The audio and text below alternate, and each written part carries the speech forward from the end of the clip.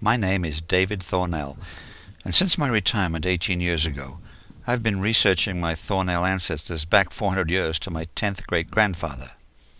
He was Edward Thorndell, and he married Anne Scarlock on 14 January 1599 in the Winchcombe Parish Church in the Cotswolds country of Gloucestershire, England.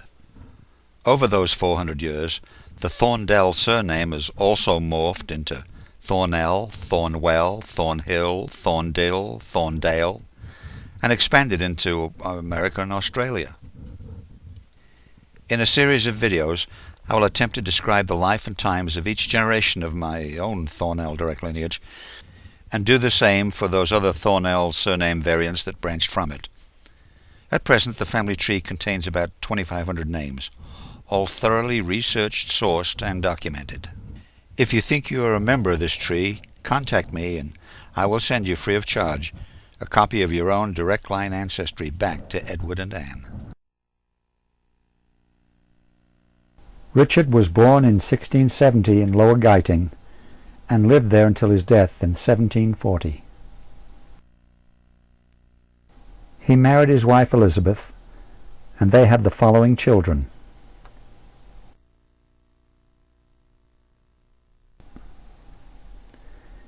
Elizabeth died in 1712, and Richard married a widow, Margaret Comby, 2 years later, and their marriage record states that they were paupers at the time.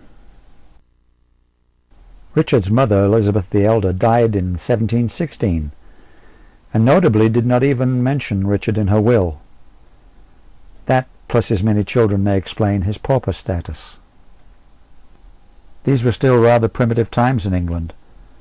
The last execution for witchcraft occurred in 1712, and life for the poor was very hard. The main industries in Lower Gyting at this time were agriculture and wool.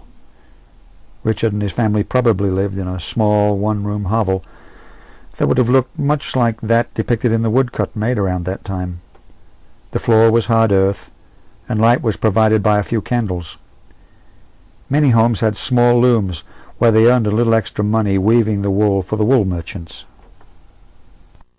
There are no entries in the Lower Gyting parish records for any of the sons subsequent to their christening, thus suggesting that they may have moved elsewhere. John moved 6 miles east to Pressbury, and it's through one of his sons that the surname spelling became Thorndale. It is possible, but unproved, that another brother, William, settled 25 miles southwest of Lower Gyting in the Tepbury area, with the surname spelling Thornhill.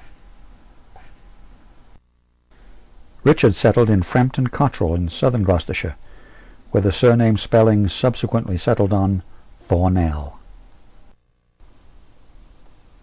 Richard Thorndell died in 1740 and was buried in the Lower Gyting churchyard.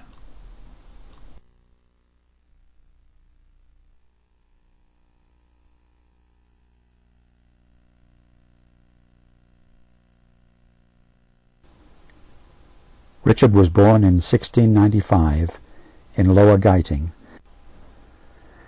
The next thing we know about Richard is that when he was a single man about 20 years old, he served as a covenant servant for 3 years to a Mr. Charles Hayward, a gentleman living at Hyde, a large country house in the parish of Upper Gyting, which was about 2 miles north of Lower Gyting.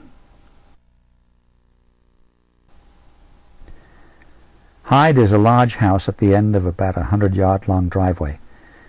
We don't know what his duties were there, but he would have seen up close how the English upper class lived, very different from the pauper conditions he grew up in.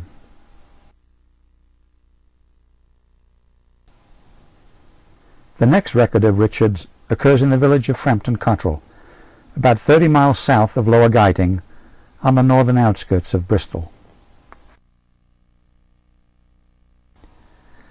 The Frampton Cotterell parish records show Richard Thorndell and his wife Mary having children.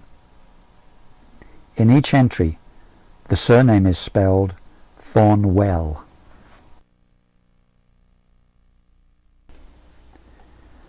The clue that ties Richard Thornwell of Frampton Cotterell to Richard Thorndell of Lower Gyting is two separate settlement orders.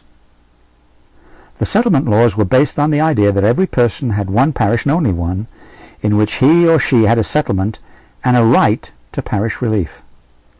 The laws required that any newcomer to the parish had to have his name read in church immediately after divine service, and then registered in the book kept for the poor accounts. The newcomer, within 40 days of the reading, could be ejected from the parish by an order from the magistrates upon complaint from the parish officers, and removed to the parish where he or she was last legally settled, unless he had a certificate from his old parish taking responsibility for him. The first settlement order is dated 1733 and states that Richard Thornwell was born in Lower Gyting about 34 years earlier, to his father, also named Richard.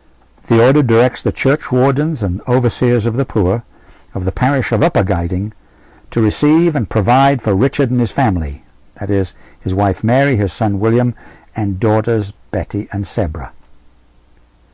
The second order is dated 1744, 11 years later, and is from the Justices of the Peace for the county of Gloucester to the church wardens and overseers of the poor for both Frampton Cotterell and Upper Gyting, directing that previously Richard Thorndell, previously of Upper Gyting, with Mary his wife and 3 children, namely William Thorndell, Betty Thorndell, and Sebra Thorndell, had previously provided the required certificates from the parish of Upper Gyting. It goes on to state that Richard Thorndell is lately deceased, and Mary his widow and her 5 children, namely Betty, Sebra, Richard, Hannah, and John, are to be removed from Frampton Cotterell and conveyed to Upper Gyting. The second order is unsigned, and I guess it wasn't enforced because Thorndells have continuously been baptized and married and buried in Frampton Cotterell up till the present day.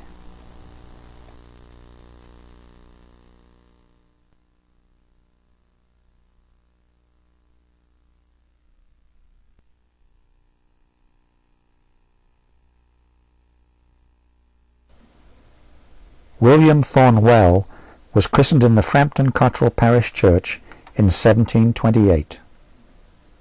He married Susanna Jarrett there in 1753 and was buried there in 1781. He had 2 sons and 3 daughters, and in general his descendants lived in and around Frampton Cotterell for the next 100 years. My direct ancestral line comes through George. About the time that William got married, a unique event occurred. England adopted the Gregorian calendar, which required that they advance the date by 11 days. This they did by jumping directly from 1 September to 12 September. A lot of people were very upset because they thought that the government had shortened their lives by 11 days.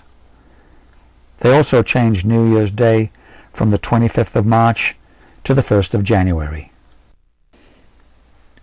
When he was 11 years old, John and Charles Wesley began the Methodist religion in a small hall a few miles from Frampton Cotterell. William lived during a period when 3 of the world's most significant revolutions unfolded. The agricultural revolution was initiated by Sir Turnip Townsend, who developed the concept and technique of crop rotation when he rotated the planting of wheat, clover, barley, and then turnips on his estate. The Industrial Revolution began for William with the invention of the flying shuttle, and gained momentum throughout his life and began concentrating the jobs and the people in the urban areas. He would have seen the effect on the rural economy and lifestyle that had been unchanged for centuries. The American Revolution came just before his death, but it's doubtful that he would have recognized its significance.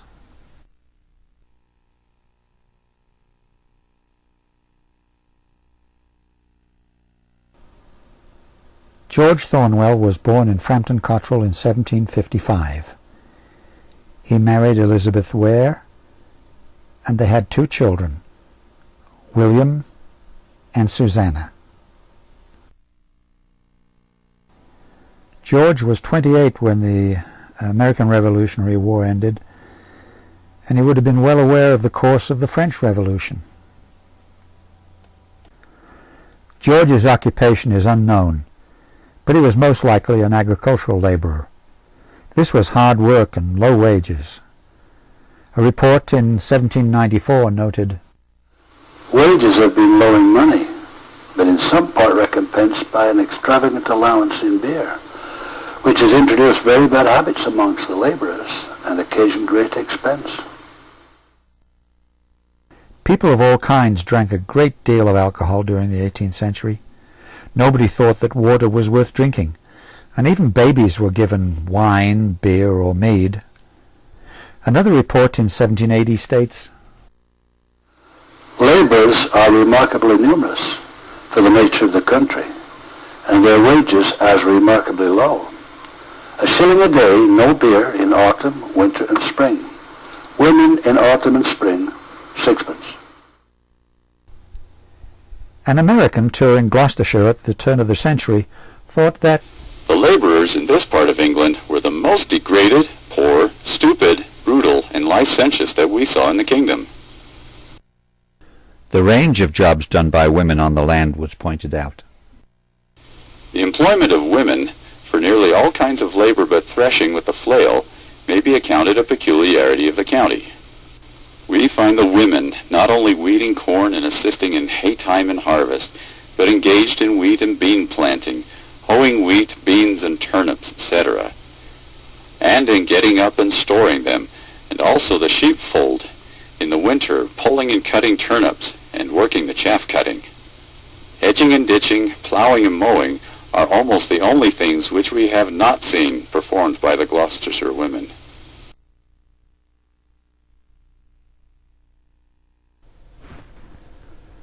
William was born in Frampton Cotterell in 1783. He married Jane Dennis in 1810. Jane was a Quaker, but she baptized into the Church of England the day before her wedding. They had 6 sons and 3 daughters.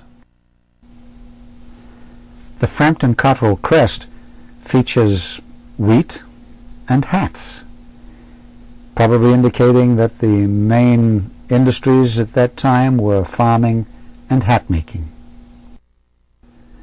William was identified in the 1841 census as a hatter, and Frampton Cotterell was noted for having a large and successful hat-making factory during this period.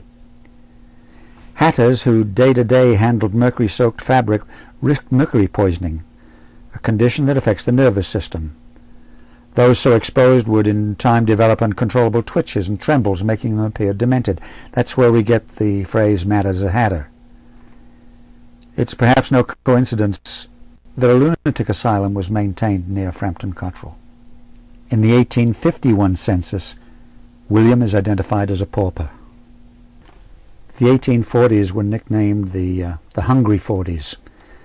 This was because of repetitive crop failures which had caused great economic depression and hunger, and shipping agents were going around from village to village promoting the good life that could be found overseas. Hundreds of thousands of people took this opportunity to emigrate, primarily to North America or Australia, and the Thorndells were no exception. William emigrated to Massachusetts, Henry and John emigrated to Australia, and George and Isaac moved to the coal mining industry in South Wales. The voyage to Australia took about 4 months under very austere living conditions. When one of the Thornell infants was born and died on the voyage, it was 6 months before the grandparents heard of it. Still, the prospects of starting over in a new land were far greater than those of staying in the old one. Other Thornell cousins soon joined them. The descendants of Henry and John flourished in Australia as fruit growers, while other Thornell cousins first tried their hands in the gold fields.